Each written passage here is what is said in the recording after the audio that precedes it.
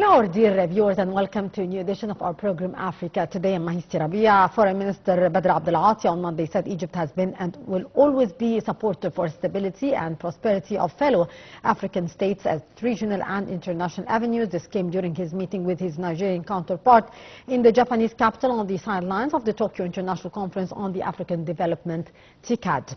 Meanwhile, Japanese Prime Minister Fumio Kishida reaffirmed in a meeting with Egypt Minister of Foreign Affairs Badr Abdel Ati his country's commitment to supporting Egypt's efforts to de-escalate tension in the Middle East region, particularly regarding the ongoing conflict in the Gaza Strip. More details in the following report. Japanese Prime Minister Kishida reaffirmed in a meeting with the Minister of Foreign Affairs Badr Abdel Ati his country's commitment to supporting Egypt's efforts to de-escalate tensions in the Middle East, particularly regarding the ongoing conflict in Gaza. The meeting was on the sidelines of the 9th Tokyo International Conference on African Development. PM Kishida noted that Japan is following with deep concern the latest developments in Gaza and the broader region, emphasizing that the continuation of the violence will be detrimental to all parties involved. According to the Ministry of Foreign Affairs statement, Japan's Kishida further highlighted Tokyo's parallel efforts to ensure the ongoing delivery of humanitarian aid to Gaza. For his part, Abdel Ati outlined Cairo's extensive efforts to resume talks aimed at achieving a ceasefire in Gaza and providing humanitarian aid to the Palestinian people. He further emphasized Egypt's steadfast rejection of the Israeli escalation policies, including assassinations and violations of state sovereignty. Egypt, along with the US and Qatar, has also mediating indirect talks between Israel and Hamas to reach a ceasefire deal in the 10-month-old Israel war on Gaza. During the meeting, both sides also discussed other pressing issues, including the situation in Sudan and the Horn of Africa, drawing attention to the broader implications of these crises, particularly the threats those posed for the security of the Red Sea and the safety of international maritime navigation. In this regard, Abdel Ati stressed that the failure of the international community to address these crises effectively only leads to their worsening, which in turn has far-reaching consequences for many nations, including Egypt and Japan. He called for intensive diplomatic efforts to prevent further escalation of these crises. And to shed more light on the issue, we are very much delighted to be joined over the phone by Ambassador Saad Chalabi, former Assistant Foreign Minister. Good afternoon to you. Good afternoon. Ambassador Chalabi, ministers and minister-level officials from Japan, Egypt and other 40 African countries met in Tokyo, a two-day ministerial meeting of the Tokyo International Conference on the African Development, TICAD. Can you shed more light on the recommendation of the summit? Yes, of course. I even attended this TICAD in the early years of the TICAD because, as you know, since 1993, the TICAD has been, Japanese government have been organizing this high-level international conference to promote African development. So this year, the UN, the UNDP, World Bank, and the African Union Commission, together with the Japanese government, of course, have launched this partnering for innovative solutions with Africa. This is the theme of the meeting of the TICAD this year, partnering for innovative solutions with Africa. And this is a continuation of the TICAD that has been held in Tunisia in 2022, and it is preparation for the TICAD, which will take place in Yokohama in 2025. It is a continuous coordination and partnership between Japan and the African governments and African ministers of foreign affairs in order to encourage and to cooperate between the African countries and Japan, and of course for the development of Africa and with the help of Japan and the United Nations. Indeed. Ambassador Chalabi, also the meeting addressed a wide range of topics, including health, the climate change, business. During the discussions, the minister agreed on the reforming of the UN Security Council in indispensable for redressing the historical injustice against the African continent. How do you read these discussions during the TICAD, and how that would be reflected on the African continent from your point of view, Ambassador? Yes, of course. The joint communique, which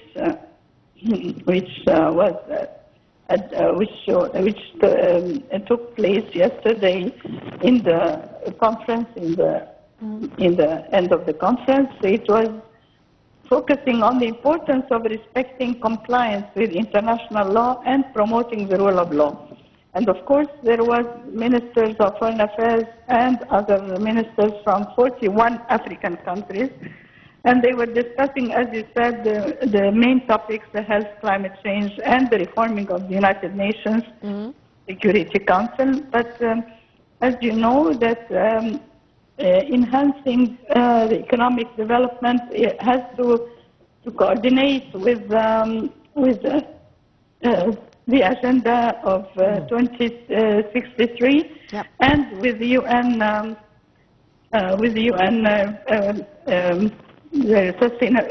Sustainable Goals 2030.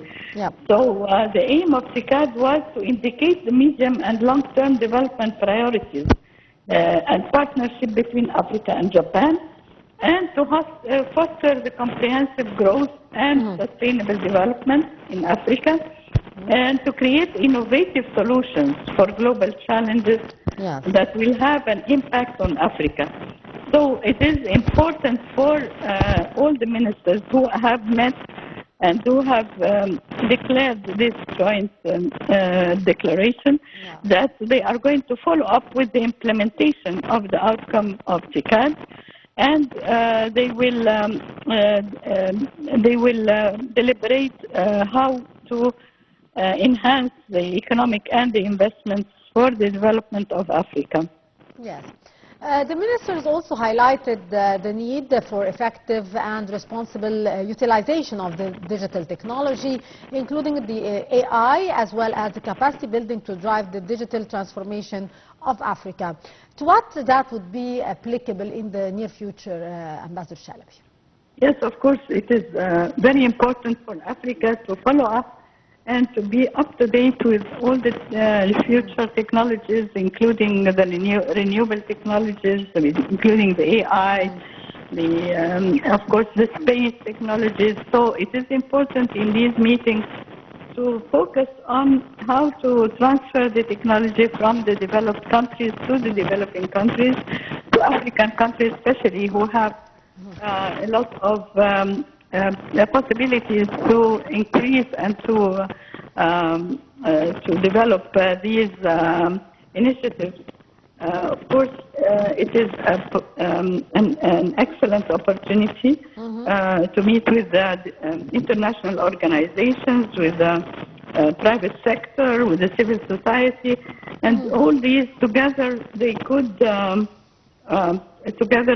help in African countries to develop their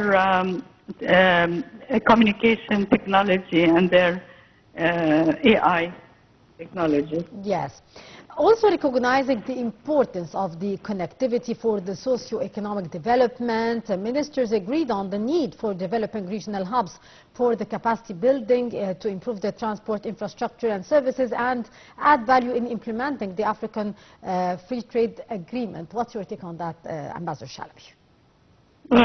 Yes, it is important, of course. This is one of the themes of the next TICAD, to have innovative solutions for the challenges that are facing the world. There are lots of global challenges that the African countries cannot solve alone. They have to to be collaborating with other countries, and these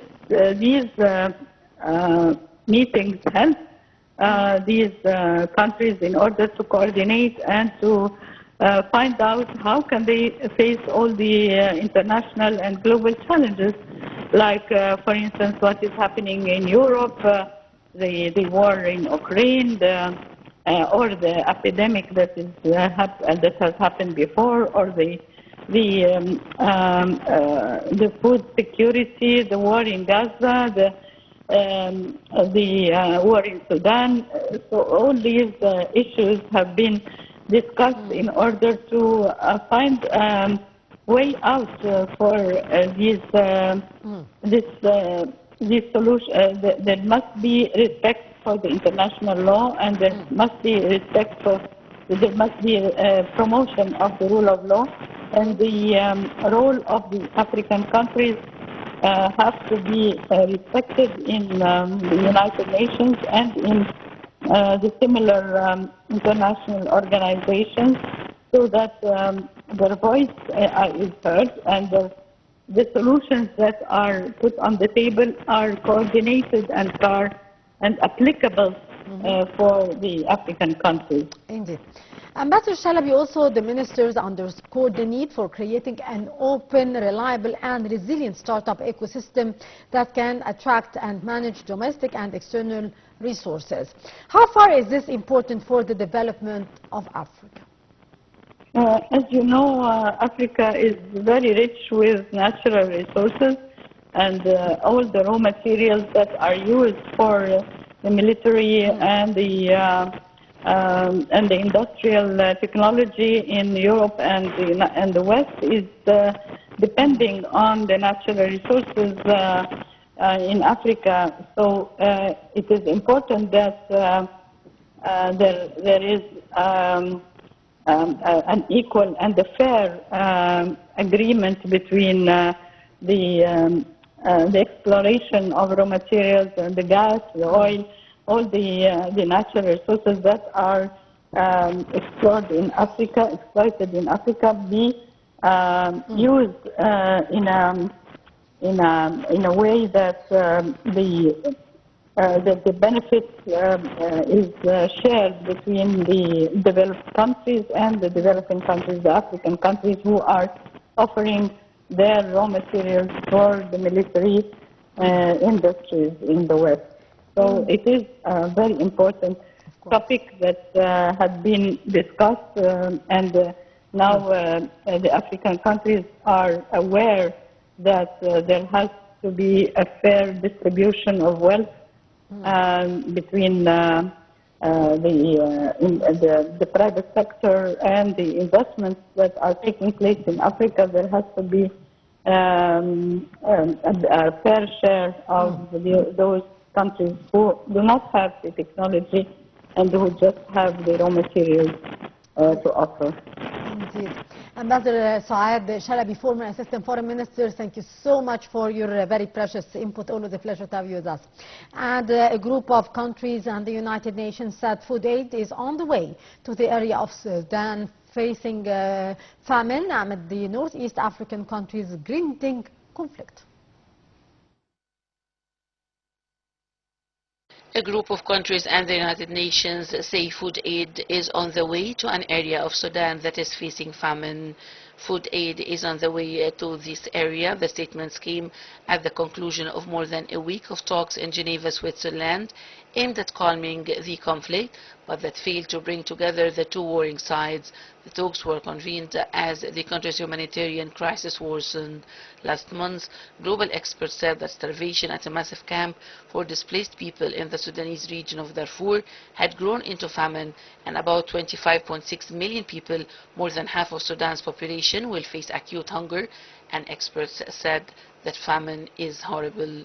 8 trucks were rolling to provide famine relief in Zamzam camp and other parts of Darfur, and international experts use set criteria to confirm famines. Formal declaration of famines are usually made by the countries themselves or the United Nations. Aid workers were last able to get humanitarian relief to the trapped civilians at the camps in Darfur in April. The negotiations, which started August 14th, were meant to work towards a ceasefire, but one party to the civil war, Sudan's military, did not send a delegation. The other party, the paramilitary Rapid Support Forces, sent a delegation to the city but did not appear to attend in person. In their absence, diplomats pushed for food, medicine and basic aid to make it to areas that have been difficult to access during the fighting.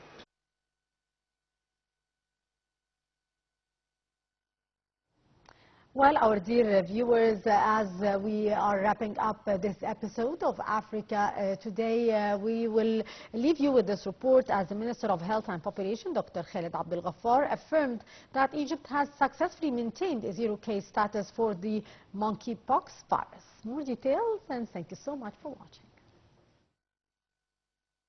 Minister of Health and Population Dr. Khaled Abdel Ghaffar affirmed that Egypt has successfully maintained a zero-case status for the monkeypox virus. On the 15th of August, Egypt intensified health protocols at all airports, seaports and land crossings after the World Health Organization declared monkeypox a public health emergency of international concern.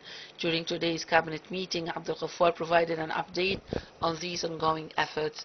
He presented an overview of Egypt's current monkeypox status, highlighting daily monitoring and the readiness of the rapid response teams with available diagnostic tools. These efforts including ensuring the effective implementation of health precautions across all entry points. Furthermore, the Health Ministry outlined the national preventive system focusing on preparations and prevention, early detection and immediate response to health threats.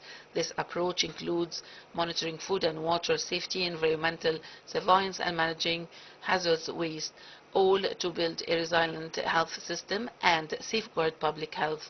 Abdel Ghaffar noted that as of 14th of August 2024, global cases surpassed 99,500 with 207 reported fatalities. He also addressed the virus spread in Africa, noting a significant geographical expansion in July and August 2024.